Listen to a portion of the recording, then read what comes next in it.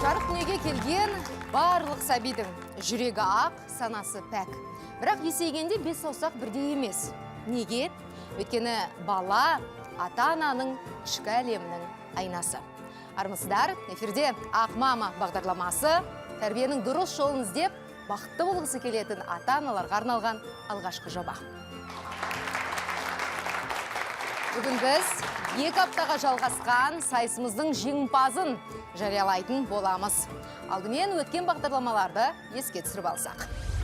Мен атым Ақмарал Жұпар, мен тайм-менеджмент экспертімін. Жанамын, 20 минут сабағыңды оқып алғаннан кейін 5 минут міндетті түрде демалып ал.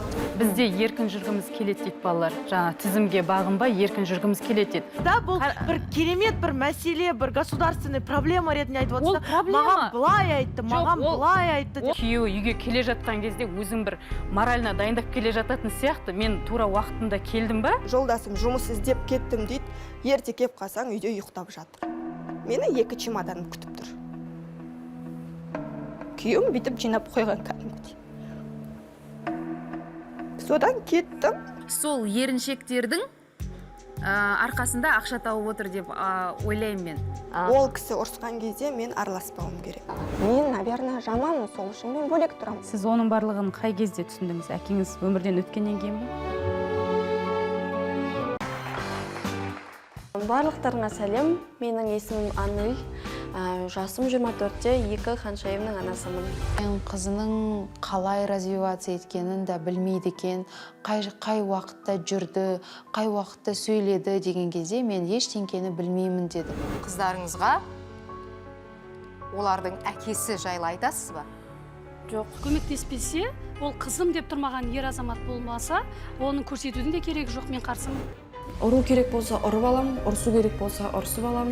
Ода тұрған ештеңе жоқ сияқты. Сіз өзіңіздің қызыңыздың тура сіз сияқты болғанын қалайсыз ба? Екі баласы екі жақта, жаңағыдай анау бірнеше миллион алдында, мынандай юбка киіп алып, бұтын жауып. Ешқандай адам өзіме мен бақытсыз болайын, ажырасайын деген дүниені ешкім қаламайды. Есімім менің Айнұр Шапайқызы, жасым 33-те, 2 бала тәрбиелеп отырған анамын. Денем тітіркеніп кетті, баламды интернетқа жіберем деген кезде. Мен де басқа ата-ана сияқты кешкісін 2 балам 2 жағымда жатқан қалай? Қиналам. Кішкентай балаңыз өсіп, менің әкем қайда дегенде не деп жауап бересіз? Яғни ол келісіммен дүниеге келген бала. Иә. Махаббатпен емес. Иә, келісіммен. Анама да күш келтірім келмейді, себебі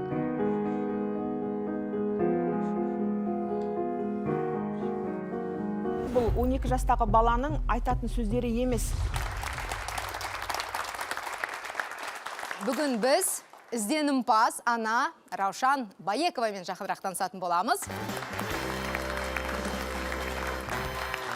Раушан, шыныңызды айтыңызшы, жалпы осы жобаға қатысуға не себеп түрткі болды? Басқа әйелдерге, басқа қыз келіншектерге үлгі болғым келеді, өмірдің жақсы жағын көрсеткім келеді. Мысалы, қиындық болады, если сіз ол қиындықты өз өміріңізге шақырсаңыз. Сіз жақсы нәрсеге сенсеңіз, жақсы нәрсе сізде болады. Менің көрсеткім келгені, жақсы отбасыдан жақсы адамдар шығады. Жобаға қатысқаныңызға өкінбейсіз бе? Өкінбеймін. Осы уақыт аралығында дос болып кеттіңіздер ме, әлде жау болып жатырсыздар ма? Дос болып кеттік. Бірақ енді барлық аналар туралы емес, енді Айнұр ханым туралы мен енді 180 градусқа өзгерттім өз ойымды. Бірақ өзімнің ұстанымымды, өзімнің өмірімді сол өз ұстаныммен ары қарай жалғастырамын. Енді өзіңізбен жақынырақ танысайық, экранға назар аударсаңыздар. Сәлеметсіздер ме? Менің атым Раушан. Мен 29 жастамын. 2 тәтті балапанымның анасымын. Үлкен ұлым 3,5 жаста, аты Нұртөре. Өте ақылды, логикасы қатты дамыған. Кішкентай ұлымның аты Нұрәли, жасы 1,5 жаста. Тәп-тәтті, бұзық балапан. Мәссаған. Кім мына жақта? Кім мынау? Алға. Ұя, Дима. бұйыртса 3 дипломым болады. Және осы білімнің бәрін мен балаларымның воспитаниясына қолданып жатырмын. Мен бұйыртса балаларым қандай үйірмеге баратынын уже жоспарлап қойғанмын.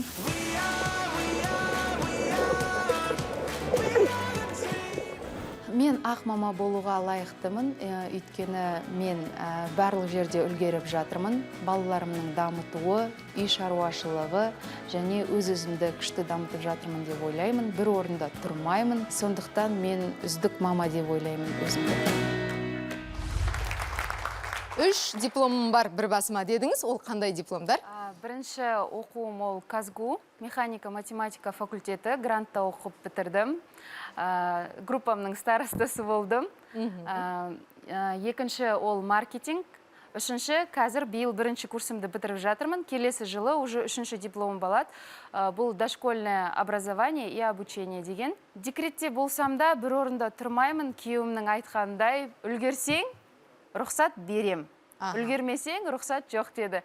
Сондықтан бәріне үлгеруге тырысамын. Бала тәрбиесіне қатысты қандай кітаптар оқисыз? Бала тәрбиесіне арнайы кітаптар сатып аламын. Именно осындай логиканы дамытатын, одан кейін логопедтердің кітаптарын аламын.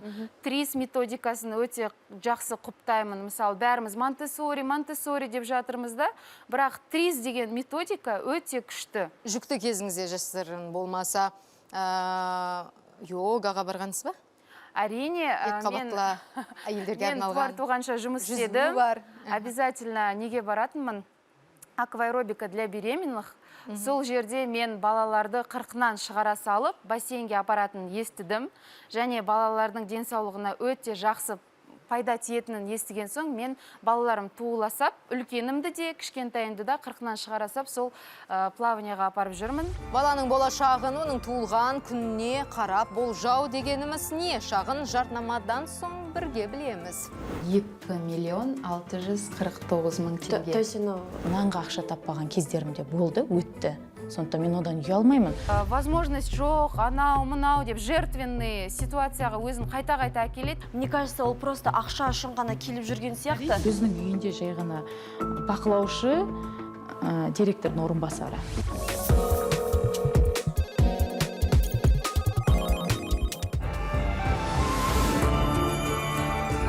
Ақмама жобасында жаңа аналар. Айнұр Шапайқызы балаларын барынша өнерге баулса, Ақмарал Жұпар ұлдарын тәртіп пен тірлікке тәрбиелеп, қызын алақанда аялап еркелетеді. Ал Раушан баланың логикасын дамытуды жастайынан бастауды жөн көреді. Екі қызына қаталдық танытатын Анель оларды қатаң тәртіпке икемдеген. Сонымен бүгін қатысушылар ізденімпаз мама Раушанның үйінде қонақта. Енді әркім өзінің өнерін көрсетіп жатыр, үйге барғанда көріп жатырмыз, айтып жатсыңдар. Менің де өнерлерім бар. Өзім балаларымды болашақта өзінің мамандығын дұрыс тандасын деп, балаларымды Сюцай арқылы қарастырдым. Олар менде 3-ші күні туылған, екеуі де біреуі 3-ші июль, біреуі 3-ші июль. Бірақ именно 3-ші күні туылатын адамдар өте ақылды, данышпан адамдар болады екен. Жалпы мен нумерология деген нәрселерге көп сене бермеймін. Сендердің туған күндерің қашан? Сендер туралы кішкене айтып берейін. 19-ы мендікі. 19-ы бұл 1 деген сан. Сізде де лидерский качестволарыңыз мықты, бірақ сізде минусы бар. Ол агрессия. Агрессия. Әлі де кәсіби деңгейде болмағандықтан абзалы ондай нәрсені айтпаған дұрыс. Міне қыздар, мен екі қабат кезімде, уақытым көп болған кезде осыларды жасадым. Қолына ине жіп алып, кесте тоқып отырса, онда ол түсінікті. Адам өзінің фантазиясымен жасап отыр деген. Ал бұл енді дайын нәрсе, сондықтан көбінде мектеп жасында балалардың жасайтын дүниесі. Енді мынандай сумкаларды өздеріңіз көрген шығарсыздар. Мировой брендтер жасап жатыр. Мен де сіңілім екеуміз осы бизнесті бастап жатырмыз. Любой может пойти в магазин, сондай сатып алып, өздері жасауға болады. Прям өз-өзін дамытып жатыр деп, бұл нәрсемен өз-өзін дамытып жатыр деп айта алмаймын. Қазір менің әкем, өзімнің әкем, садик салып жатыр. Сол жақта көмектесіп, енді организаторский моменттері, директор ретінде мен персонал подбираю, да, например. Өз бетінше ізденуді мен байқамадым. себебі айналып келгенде тағы да әкесінің жаңа бастаған, яғни кәсібі. 20 жасымда папам көлік подарить еткен. Папасының ерке қызы сияқты болып тұр. Пап, я хочу вот это, пап, я хочу вот это деп андай сондай қыздар бар ғой. 22 жасымда күйеуіммен таныстым. 1,5 жыл жүреміз. 1,5 жылдан кейін 8 мартта ол маған предложение жасайды. Міне мына сақинаны сыйлады. 2,649,000 теңге. То есть анау не ғой, бриллиант? Бұл бриллиант, и бұл жай ақ бриллиант емес, бұл брызги шампанского деп аталады. Екеуміздің де пәтер жалдап тұратындығымызды біледі, екеуміздің де жалғыз басты ана екенімізді біледі. Соған қарамастан ол жаңағы өзінің бай отбасынан шыққанмын деген сияқты сондай нәрселерін жаңағы көйлегінің құнын айтып, соның барлығын айтып, жаңағыдай мақтанып жатыр. Бұл нәрсе негізі дұрыс емес. Бұл Нора Навиана деген брендовый көйлек. Единственный экземплярда келді деп айтты бізге. Көйлегіңіздің бағасы қанша? Құпия болмаса алда. Көйлектің бағасы сол курс бойынша, сол кездегі курс бойынша $2000 болды. Өзін элита санағысы келеді, жаңағыдай қатты мен мынандай затты мұнша алдым, көйлегімді сонша бағаға алдым деп айтып жатыр ғой. Мен мысалы тұрмысқа шыққан кезде той көйлегін киген жоқпын. Бізде даже той болғанда жоқ. Нанға ақша таппаған кездерімде болды, өтті. Сондықтан мен одан ұялмаймын. Бірақ сенің қарсылас сенмен пікірлесіп отырған адамның деңгейін біле тұра, өзіңнің байлығыңмен, керемет дүниелермен мақтану, масаттану ол өте әбестікке жатады. Меніңше бұл әдепсіздік. Ақмарал, сіз не дейсіз? Басында болмай қалдым, өкінішке орай. Осы моменттерін. Бірақ та одан кейін балаласының бөлмесіне барған кезде ол мақтаншақты да көргем. Мен мақтанайын деп оны көйлегімді анау әкешемнің үйінен алдыртқан жоқпын. Ол көйлек енді много же место занимает. Мен әкешемнің үйінде ұстаймын ол нәрселерді. Ол мен мысалы күнделікті даже предложение жасаған сақинасында тақпаймын күйеуімнің. Үлкен балалармен ыңғайсыз, балаларымды бір жерін сырып қоям ба деп оны даже тақпаймын. Мен күнделікті өмірде спортивный костюм немесе ұзын көйлек киіп жүрем. Балалармен жүргенде еңкейіп қалғанда ашылып қалмайтындай өзіме қозғалғанға ыңғайлы нәрселерді киемін. Мен өзім ізденбесем, мен өзім оқымасам, мен грантқа түспес едім. Казгуға, грантқа, мехматқа түсіп көріңіздер. Ол заттар тақпасаңыз, кимесеңіз не үшін сақтайсыз? Оларды мен сақтамаймын. Мысалы, үйлену көйлегін күйеуім айтты. Сен ғана киюің керексің, сенен басқа адам кимейді. Алып беремін, үйде тұрады. Неге аналар осындай пікір білдірді деп ойлайсыз? Енді мақтаншақ болғанда, мысалы, сіздерде жоқ болса да, сіздер ойлаңыздар, біз бұл программаны сіздер үшін айтып атқан жоқпыз. Мен оны сіздер үшін көрсетіп атқан жоқпын. Қыздар өздерін бағаласын, өздерінің бағасын білсін. Осындай нәрсе бар. Бірнеше рет қайталап жатыр ғой, мен диплом бар, мен ана жақта оқыған, мен мына жақта. Неге сол мамандық бойынша жұмыс істемеске? Мен жұмыс істедім. Мен 19 жасымда папамнан рұқсат сұрадым. Қыстық каникулда ол маған айтты: "Доча, мен саған ақша сыйлаймын." Одан кейін папам ақша сыйлаған соң ол айтты: "Доча, өзің білесің, не қыдырып келесің, не косметика аласың." Мен косметиканы тандадым. Әкемнің көмегі бұл жерде ақшалай, дұрыс па? Раушан тыңдашы қара. Мен дипломдағы мамандықты айтып жатырмын. Естуді мұрша бермей жатсыз. Мен өзімді жан-жақты дамытып жатырмын. Және Казгудағы оқуым ары қарай жалғасып жатыр. Оқуым да бар, жұмысым да бар. Оқуымды біткен соң мен дипломыммен мектепке барып, алгебра, геометрия 8-10 классқа 19 мектепте сабақ берем таңертең сағат 10-ға дейін. Оннан барып салон ашам. Салонды сағат 8-де жауып тренировкаға барам. Мен жан-жақтым, білмеймін, енді сіздерге мақтаншақ болып көрініп атқан шығар. Өйткені сіздер менің көрген күнімді көрген жоқсыздар. Менің аяқ киіміммен менің жолымды өткен жоқсыз. Үйтіп айтуға хақыңыз жоқ. Мен мақтансам да бар нәрсені бар деу керек, жоқ нәрсені жоқ деу керек. Сіздерде жоқ екен деп өзімнің бар нәрсемді ешкімге көрсетпеу, ол дұрыс емес деп ойлаймын. Қорғанда, психологиялық тұрғыда, осы 4 бағдарлама бойы жинап отырған сияқтысыз да, өз-өзіңізге защита қойып алдыңыз да, қазір кім не айтса да, мен әдемілеп тұрып жауап берем. Бұл жерде қазақта бір мақал бар, бай ақша табады дейді, кедей кекпен шабады дейді. Сөйтіп бұны психологиялық тұрғыда зерттеп адамның ішін қарасақ, кедей адамның ішінде кедейлік ойлау қабілеті бар. Таршылық. Бай адамның ішінде баршылығы бар. Ол мен лайықтымын деген сенімде. Құдай Құранда айтады, мені қандай білесіңдер, мен сендерге сондай болам дейді. Енді сондықтан адамда бар болса, ол нәрсеге ол лайықты екенін сеніп тұр. Жаңа сөзінде айтып отыр ғой, сендерде жоқ болғанына мен кінәлі емеспін ғой деп.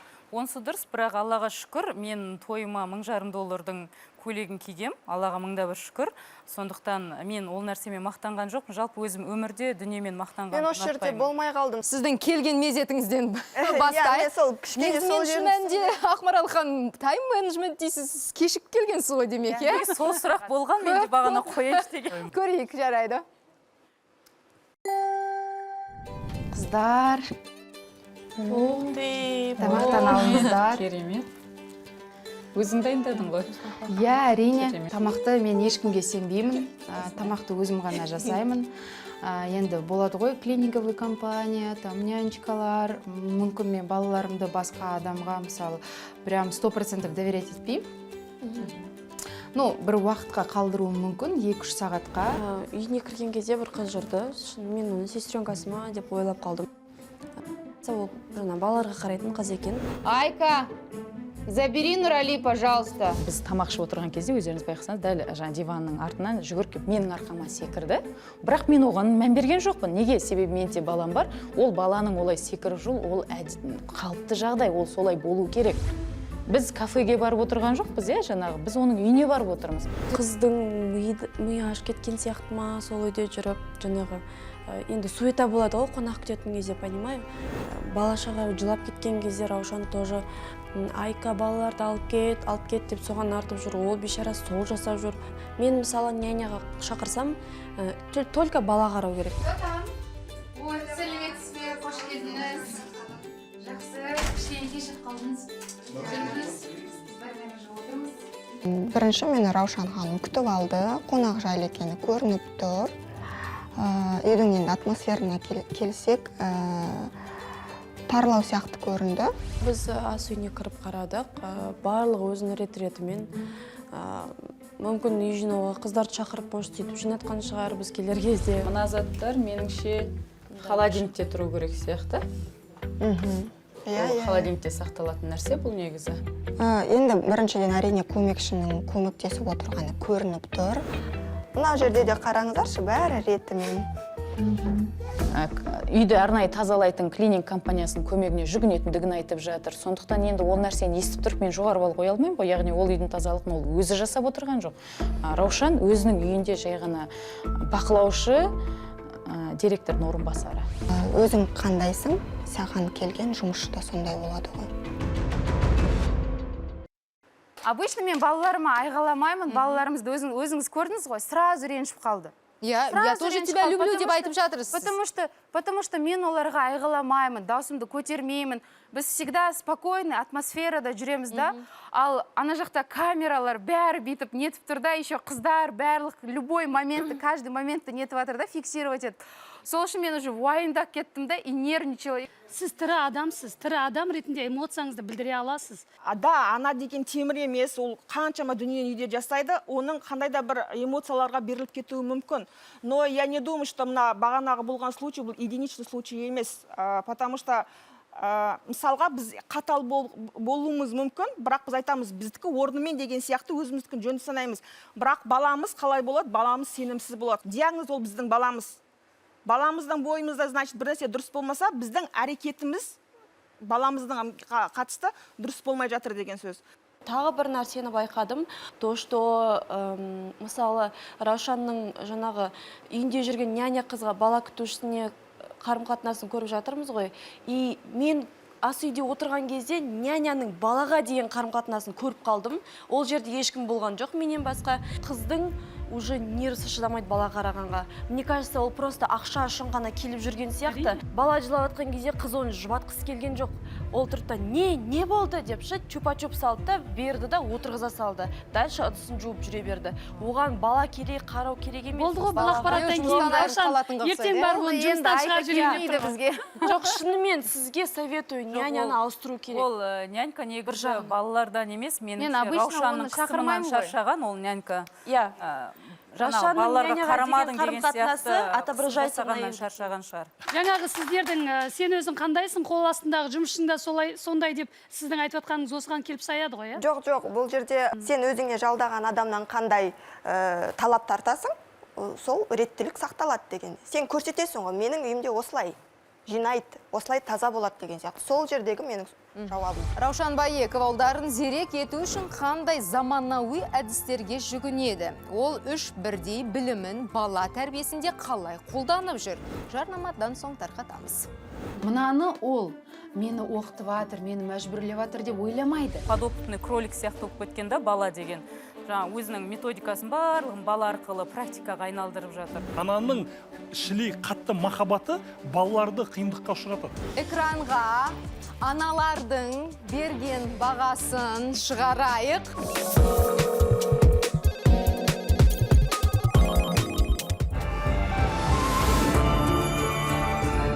Ақмама бағдарламасы. Бүгін жоба қатысушылары тәрбиенің түрлі жолын зерттеген ізденімпаз мама Раушан Баекованың үйінде қонақта.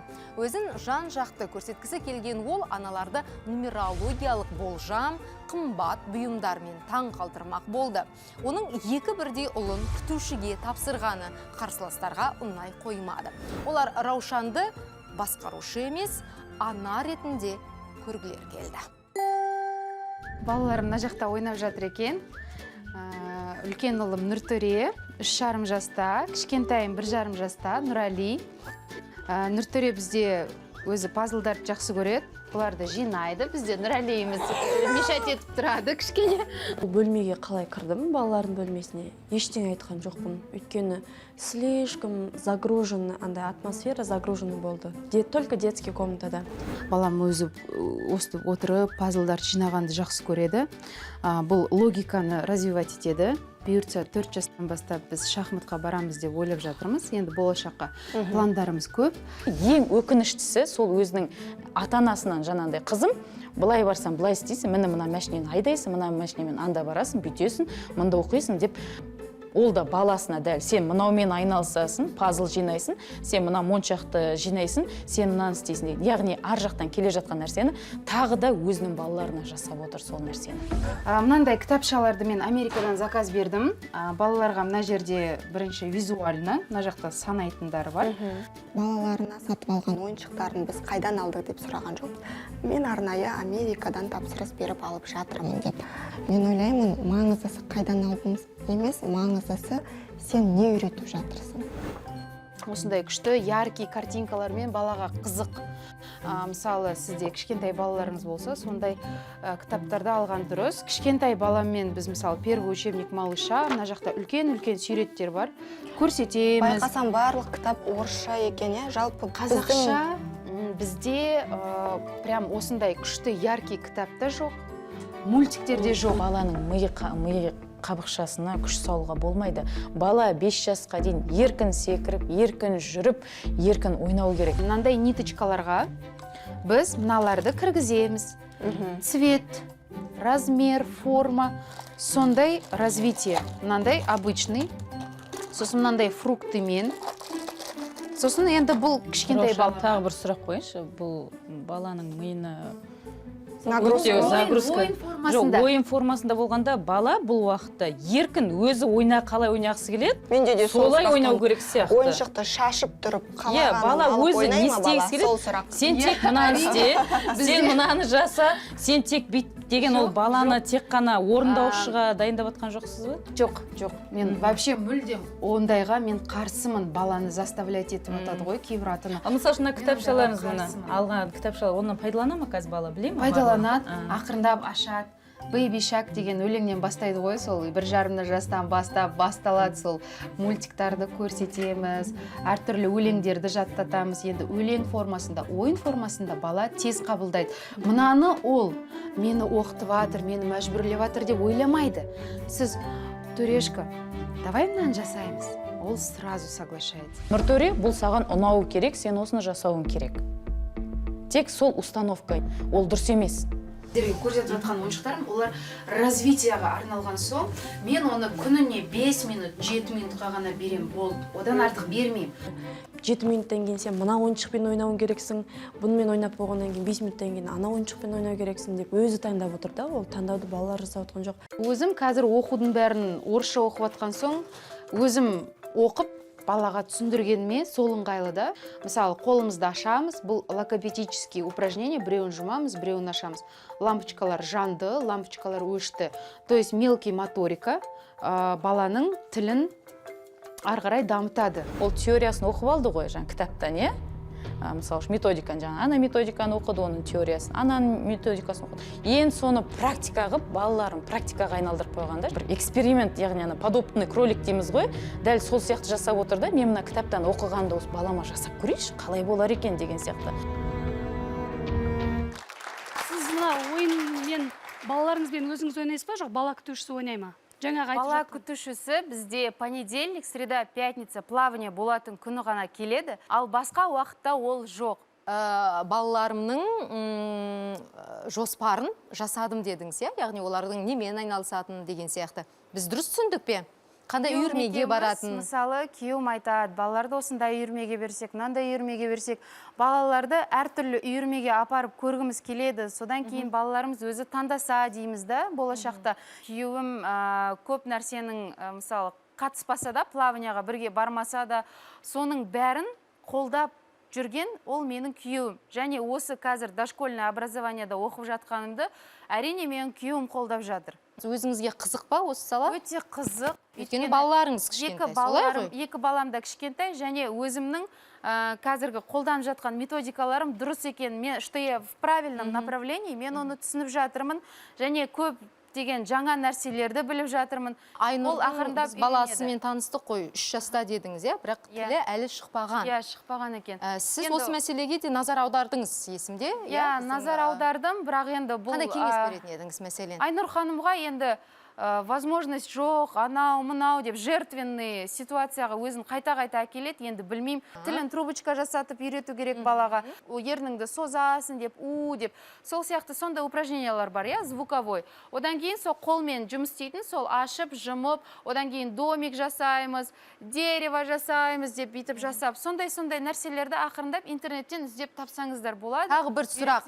Аналарымыз айтып жатыр, баласы өзі таңдай ма әлгі ойындарды? Әлде сіз ойнан ойнап көрейікші деп әрдайым ұсынасыз ба? Қыздар өздері көрдіңдер ғой. Балам сұрады, мама, бусинка ойнайыншы деді. Мен, әрине ойна дедім.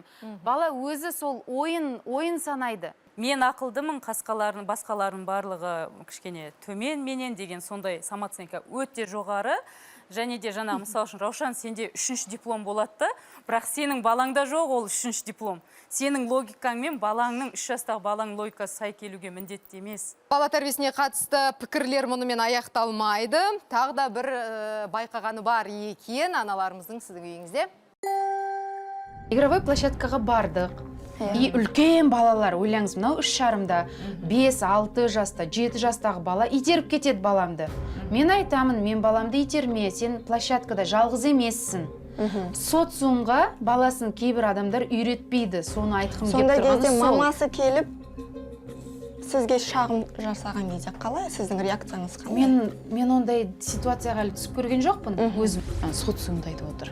Мен баламды есіктің алдына шығарған кезде біреудің баласы келіп мен баламды итеріп жіберді. Мен бардым да сол балаға сөйледім. Сен менің баламның шекарасынан өтіп кеттің деп дейді. Ана бала, мына тәте не айтып тұр деп қараған шығар. Бірақ енді біз қазір психологияны оқып атқан соң, сіз сияқты біреудің границасы деп баласын, мен баламның шекарасынан аспа деп басқа біреудің балаларын итеретін ата-ана кездесіп қалды сізбен. Екеуіңіз де осындай ғылым, осындай бәрін білесіздер, осындай методиканы бәрін білесіздер. Ал не болады екеулеріңіз? Тек қана сол методика арқылы сөйлесесіздер ма бір-бірлеріңізбен? Жоға, енді адамгершілік деген болу керек қой. Балаға кішкентай кезден айту керек, кішкентайларды ренжітпейміз, біреуді жайдан-жай итермейміз. Это правило, это этикет. Психологияны білем, психологиямен көп айналсам деген сияқты барлық жерде бір ғылыми сөйлегісі келіп сондай әрекет жасады. Енді сұрақ қойған кезде кішкене өзінің жаңағы көз қарасын дәлелдегісі келген кезде эмоцияны қосады екен. Менің баламды біреудің баласы итеріп жіберсе, мен оны анасына барып айтамын. Балаға емес. Мен өзіме ондайға рұқсат бермеймін. Өйткені мен үлкен адаммын, және ол бала маған қарсыласа алмайды. Ал менің барып ол балаға сен үйтпе дегенімді Вот это воспитательный процесс называется. Жоқ, біреудің баласына барып сөйлей алмаймын мен. Мен қақым жоқ. Мен Раушанның жаңа бала тәрбиесіне де методика арқылы қарағанына мен өте қарсымын. Әртүрлі кітаптар аламын. Бәрі әрине орыс тілінде. Мен тәрбиелеуге келіспеймін. Әр бала әртүрлі индивидуалды. Бір үйде 5 бала өссе, 5 балаға бір тәрбие берсең де, 5 баланың да мінезі әртүрлі. Бір кітаппен барлық баланы өсіріп алам демес. Не жасап жатырсың? Пазл. Саған ұнай ма пазл жинаған? Бұл кім? Человек-паук. Ал енді кімді құрастырып жатырсың? Супергероев? Ага. Саған қазақша сөйлеген ұнай ма, орысша сөйлеген ұнай ма?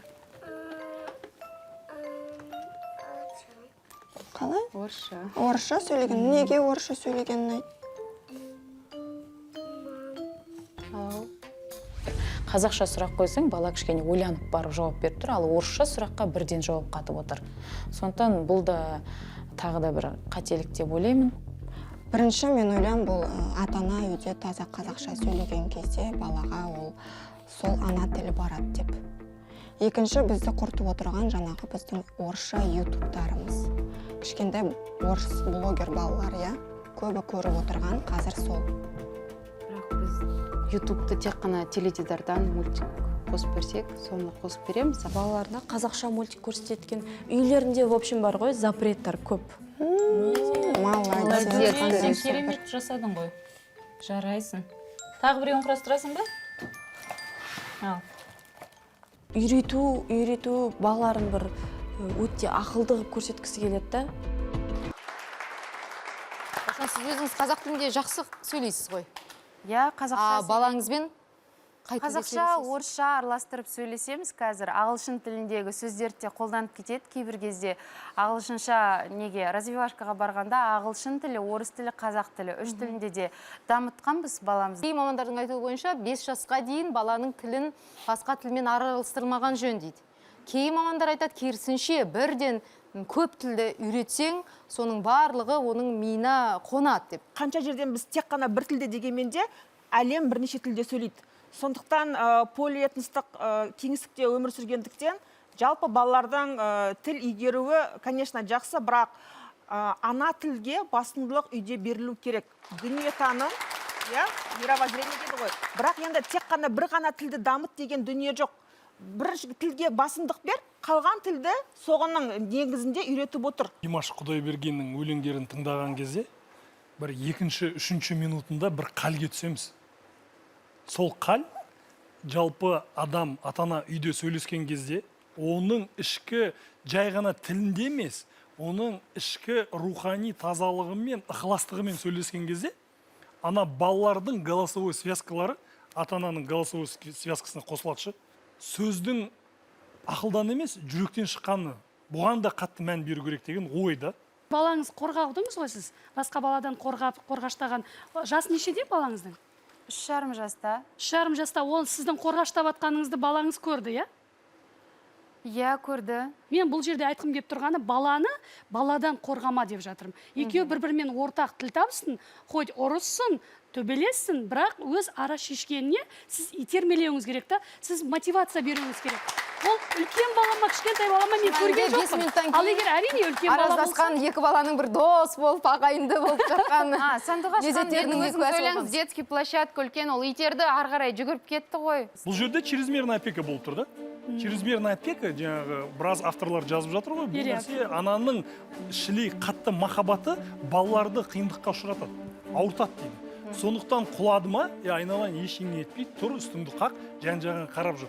Тағы да келатқан кезде сен уже өзің сол жерде реагировать етіп үйренуің керексің дегендей.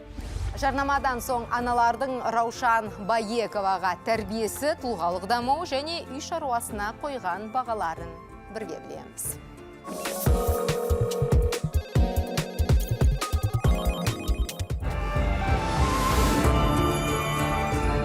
Эфирде Ақ мама. Бұл жолғы аналардың әр қайсысы ерекше. Анель Азимова үлкен қызын әжесіне тапсырып, кішісін өзі тәрбиелеп отырған жалғызбасты ана. Уақыт ақшадан қымбат деген Ақмарал Жүсіп балаларының да күнін жоспарлайды. Айнұр Шапайқызы ұлдарының бірнеше өнерді үйренуін қадағаласа, Раушан Баекова тәрбиенің бәрі кітапта екеніне сенімді. Ендеше, бірер сәттен соң осы 4 ананың қайсысы жеңімпаз болатын бірге білеміз. Әзірге Раушан Баековаға қарсыластарының қойған бағасымен таныс болайық. Айнұр, сіз бағаға сараң бопсыз ғой тек? Иә, өте сараң болған. Нөл дейсіз қойған жоқсыз ба? Иә. Айнұр, бастайсыз ба? Ең төменгі бағаны сіз қойған екенсіз. Жаңағы дастарханның басындағы бірден баланы алып кетші деген нәрсесі, яғни өзіндегі балаға деген жауапкершілікті нянькаға артып қойғанда, яғни соның барлығын сыртынан ғана бақылап отырды. Жаңағы мен балам таза ма, мен балам дұрыс жүр ма, мен балам киінулі ма деген. Яғни менің баламды біреу киіндіріп жөндеп қою керек деген принципті қойып алған өзіне. Ал шын мәнісінде сол сәтте өзі сол футболканы, яғни үстіне жейден әкеп өзі кигізсе де, ол меніңше дұрыс болар еді. Жауапкершілікті өзге адамға жүктеуге болмайды. Одан кейін екінші төмен балыққа қоюымның себебі, жаңа сөзімде де айтып кеттім, подопытный кролик сияқты болып кеткенде бала деген. Жаңа өзінің методикасын барлығын бала арқылы практикаға айналдырып жатыр. Бұл нәрсеге де менде қарсылығымды жаңа пікірде де айттым. Бір ғана 5 бар бізде, Ақмарал үй шаруасына қойыпты. Бәрі таза, бәрі жақсы, орнымен. Балаға дегенмен 4 қойып отырсыз. Ақшасы болса да кейбір сараңдау ата-аналарды да кездестірген. Ешқандай дамуына үлес қоспайтын. Бизнесін жасап, одан сайын көбейтсем деген сайын. Раушан ханымда кішкентай болсын ақшасын барлығын баласына. Сіз үшін бірінші орында кім? Өзіңіз, балаларыңыз, әлде күйеуіңіз? Бірінші мен, одан кейін күйеуім, одан кейін балаларым. Негізі дұрыс пирамида, бірақ бұл жерде біз мынандай бір дүниені айтқан келеді. Сіздің өміріңізде жаңағы бәрі пирамидадағыдай, бәрі методикадағыдай өтпей жатуы мүмкін. То есть жаңа қыздардың айтқысы келгені сол, сырт жақтан да қарап көрсеңіз деген сияқты. То есть сіздің бір идеальный образыңыз бар да, и сіз содан ауытқып кетсеңіз, как будто сіз бір жарға құлап қалатын сияқты. Тұлға жағында 2 қойып тұрмын ғой, оған дәлел жаңа өзі жасап отыр. Қанша методиканы өтсең де, әлі жаңағыдай сынға дайын емес екенсің де, бірден бәріне мен бәріңді жұлып жеймін қазір деген. Мен бағадан қателеспеген сияқтымын. Твои дела говорят больше, чем твои слова дейді. Сенің іс-әрекетің сенің сөзіңнен қарағанда көрсетеді, и сен соны өзгерте аласың. И бір жақсысы, сіз көп жақсы кітаптар алғасыз, әртүрлі ойын, ол күшті, сіз соны жеткізгіңіз келді, ата-аналар, жаңағыдай айтқандай, жағдайы бай болып тұрып, ондай нәрсе жасамай жүргендер бар. Ата-аналар, мындай күшті нәрселер бар, осыны балаларыңызға жеткізіңіз деген сияқты сондаймен келдіңіз, ал енді сіздің өзіңізге берген кері байланысты қабылдағыңыз келмеді. Мультик бар ғой, білесіздер ма? ТК деген деп сондай көрсетіп тұрса, жаңағыдай мен қабылдамаймын, типа, ұнамаса я такая деген сияқты. Дамыту деп баламыздың кемшілігін біз қабылдамауымыз мүмкін. То есть жаңа баламыз жалаңаш жүрген кезде, диваннан секірген кезде біз қабылдамаймыз, но когда баламыз күшті айтқанды ойыншықтармен ойнаған кезде, тапсырманы орындаған кезде біз жақсы көреміз. Баламыз мешать еткен кезде біздің ойымыздағыдай болмай қалды, әдемі образ отырыс. И балам алды, мама мешать етті, сол кезде мен істеймін, даусымды көтеріп қалам. То есть баламды қандай да бір кемшілігімен толықтай қабылдай алмаймын. Түсіндіңіз ғой да, біз осы нәрсені ұмытпауымыз керек. Ал біз баланы қандай болмасын қабылдауымыз керек. Жақсылығымен де, сол кезде оның жаңағы бұзықтығымен де полностью баланы просто қабылдау деген сол. Әр бала жеке тұлға. Тұлға ретінде болғаннан кейін әр қайсысына мүмкіндік беру керек. И сол нәрсені зерттеп, соның тамырын қараған кезде сол кезде күшті болады. А жалпы семьяңыз толық, еріңіз риза, балаларыңыз сау, қалаған нәрсесін істейді. Раушан ханым, сізге аплодисмент от меня. Тағда аналарымызға алғысымызды айтамыз. Бірер минуттардан кейін біз сіздердің қорытынды бағаларыңызды білетін боламыз. Ол қорытынды бағаларды көрсетпес бұрын мен ең алдымен сөз кезегін біздің бағдарламамыздың арнайы қонағы, яки қазылар алқасына бүгін бергім келіп жатыр. Тағы да естеріңізге салып өтейін, әр маманың қоржынында 5 балдан бар. Мен 5 балымның 4 балын Ақмарал ханымға қойдым. Түсіндірсем, 1 балым осы жерге орамал тақып келген үшін және өмірде орамал таққан үшін, 2-ші балым күйеуіңіздің қиналған кездегі қасында болған үшін, 3-ші балым өміріңізді жоспарлағаның үшін және 4-ші балым балаларыңызды дамуға үлес қосып атқаның үшін. 4 бал сонымен Ақмарал ханымда.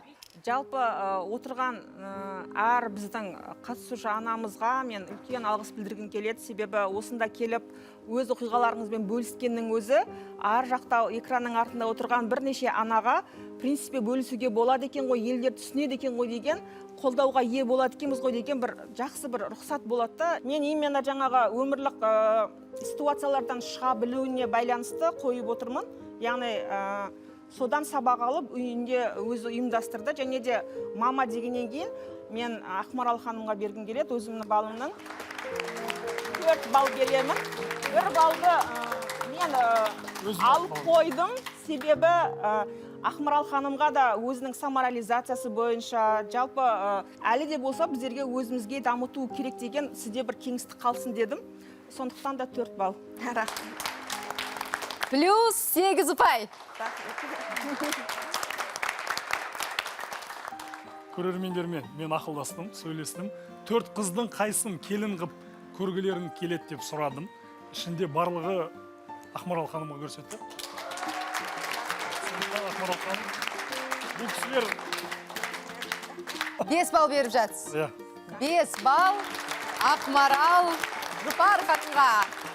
Мен өз балымды барлығыңызға да беруге дайын едім. Бірақ мен қиын болып тұр да мен үшін, өйткені 4-еуіңізді де білем. Сондықтан жалпы мотивация болсын және өзіне сенсін, өзінің барлық жақсылыққа лайық екеніне, сынды қабылдай алатынына сенсін деп мен Раушанға берем даусымды.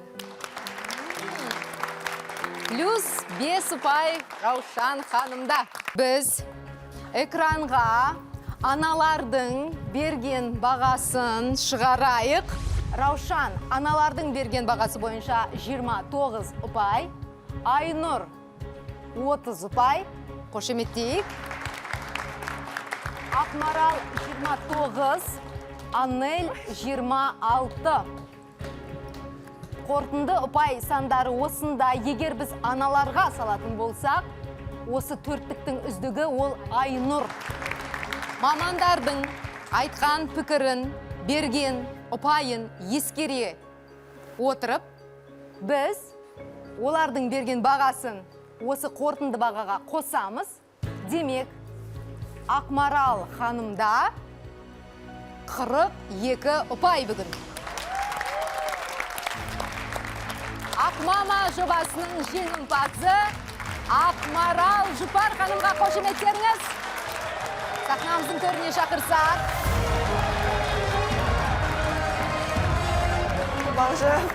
Ақмама жобасынан сізге арнайы алқа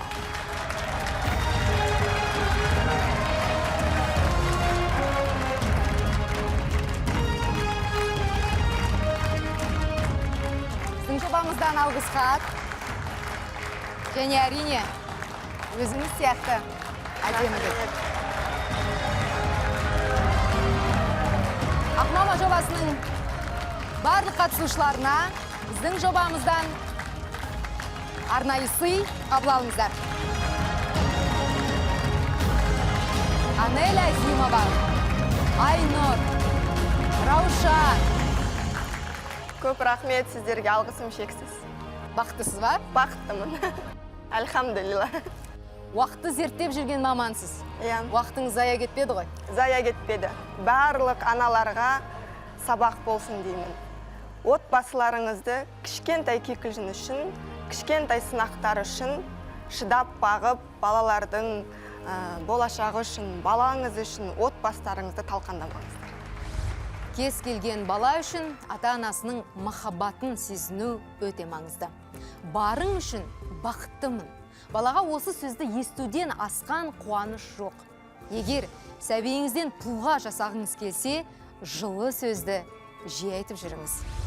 Сізде аналарға ой саламын немесе бала тәрбиесіндегі әдістерімді мамандармен талқылаймын десеңіз, біздің бағдарлама қатысушысы болыңыз. Ол үшін Ақмама KZ сайтына өтіп сауалнама толтыру қажет. Балаларымыз бақытты болсын. Сау болыңыздар.